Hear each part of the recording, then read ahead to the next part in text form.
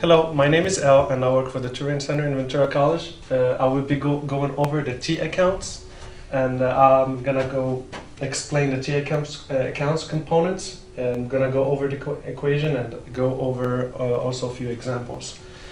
For the T accounts components, basically this is a T account, as you can see here, and you have to remember three major components. This is component number 1, 2, and 3. You have to know the type of account, which means either it's going to be your cash account, which account is going to be affected. Is it cash account, inventory, equipment, or account receivable, whatever account it is. Second, the component is on the left-hand side of your T account. It's always is your debit side, and the right-hand side is always your credit side. So now that we know the components of the T accounts, we can go to the accounting equation. Now, as we know in accounting, the main thing that we have to know is assets equals to liabilities plus owner's equity, which means every changes you make to the liability, you have to make changes to the assets to make it always equal. So basically, and keep in mind that your asset side T account, every time you have an increase in assets, that means you received cash or you received inventory or equipment, your debit side, this is, remember, we said this is the debit side and this is the credit side. Your debit side will always go up. If you have a decrease in assets, that means you sold inventory. That means your credit side will be affected, it will go down.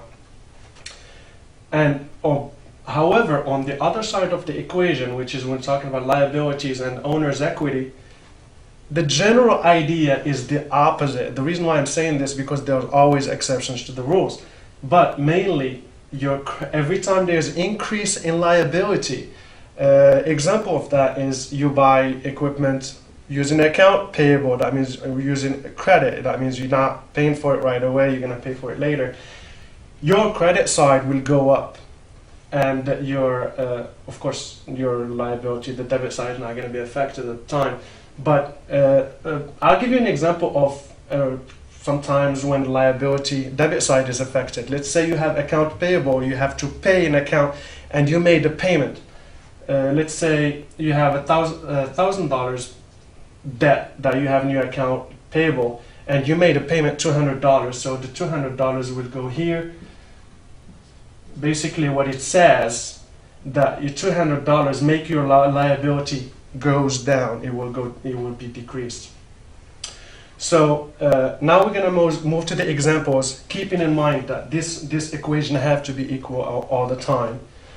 The first example I would like to talk about is, I chose these two accounts so we can make sure the changes are made only in the asset side. We know that the cash and inventory are assets accounts. So for example, let's say you buy inventory, for example, I'm trying to think of inventory. You buy computers. So basically, and you're gonna pay cash. This is, remember, for the assets, this is gonna go up. This is your debit and this is your credit. So since I'm buying computers using cash, my inventory for computers will go up. Let's say I bought $10,000 worth of computers. So my $10,000 of inventory will go here.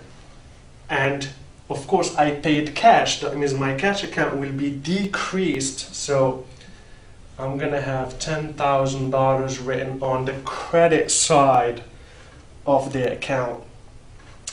So now you see how the asset is still even. We put 10,000 in the debit side and 10,000 in the credit side, two different accounts, but they belong to the same side of the equation.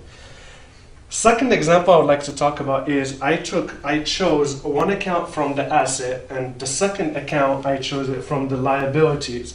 In this example, we're gonna buy equipment, but we're not gonna pay for them right away. We're gonna make payment later. So we bought equipment. Let's say we bought a a machine. Let's say we bought a desk. We bought a desk and it cost $600. So again, my equipment went up $600 because I bought more equipment. So I put $600 here. However, I did not pay for it, so my cash account will not be touched. However, my payable account will be affected. How? I'm gonna have to pay $600 later. Am I gonna write it here? No, because according to the equation, my liability T account goes up when the credit is increased. That means this $600 will be written right here. And as you can see, this debit went up, this credit went up, and your equation is still going to be stable and equal. And that's it for the T accounts. First we went over the T accounts components.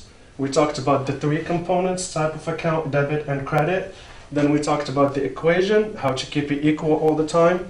And I gave you a couple of examples, and I hope this will be useful to you.